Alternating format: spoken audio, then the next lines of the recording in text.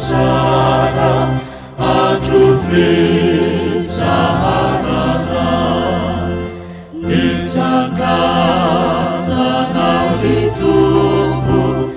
andronao mpanavotra eny maninay ny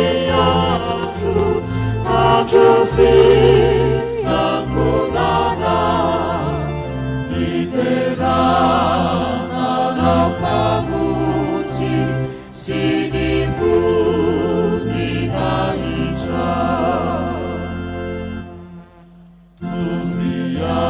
toviaminay ny teny zay natana faiza taminy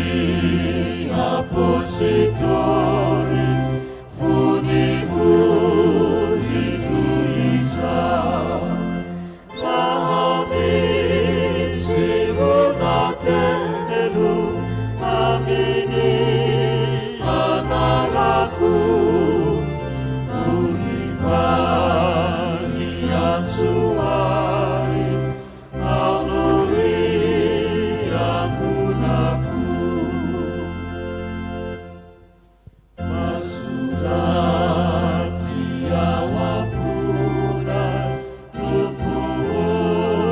mididinao iasana saina tsara eto anatrehanao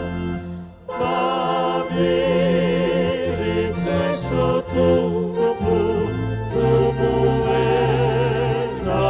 aminay itandre